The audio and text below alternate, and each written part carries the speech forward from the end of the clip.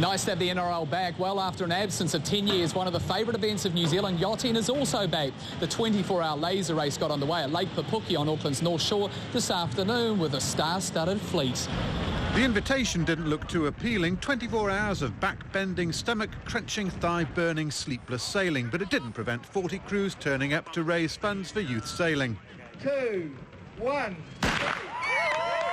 A Le Mans-style start got the race underway with the sailors working in shifts, minimum stint 1 hour, maximum 3. And unsurprisingly, the first boat through the lap-counting gate was helmed by the former world and Olympic laser champion. The period during the night is quite hard when you get back to your caravan or your tent and you're having a nice snooze and someone comes and wakes you up at 2 in the morning. You've got to get out on the lake again. Ainslie sailed the race 11 years ago with former youth world laser champion Dan Slater, the pair hoping to go one better than their second placing. It's definitely a challenge sailing through the night and not really knowing where you are in relation to the other boats. This is going to be great fun. It's not often that we get an event where there's a bit of a fun element. We did one year where it was 25 knots the whole time, but looking at the forecast we got now, we might be a little bit more worried about getting cramped from not moving in the boat. The race ends at 2 p.m. tomorrow. Matitaska, One News.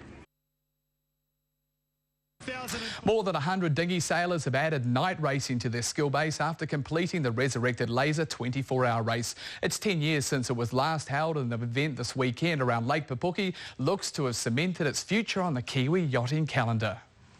The darkest hour is said to be just before the dawn, but the loom of the city lights, including those from the Sky Tower, ensured the sailors weren't totally unsighted. Because you can't really see the wind on the water very much.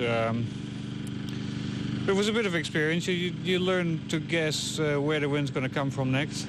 Changeovers had become slicker with practice, but fatigue took its toll to deliver at least one unwelcome wake-up call.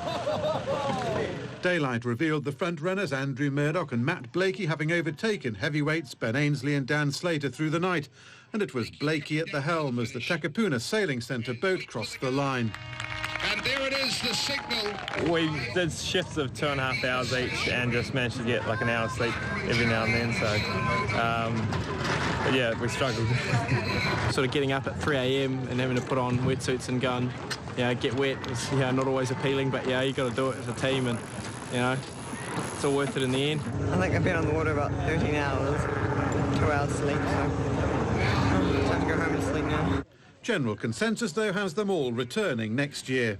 Oh, it's great. It's great to see this event back. I last did it in 1993. I swore I'd never do it again.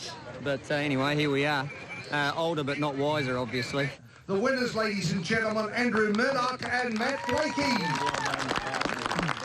Matitaska, One News.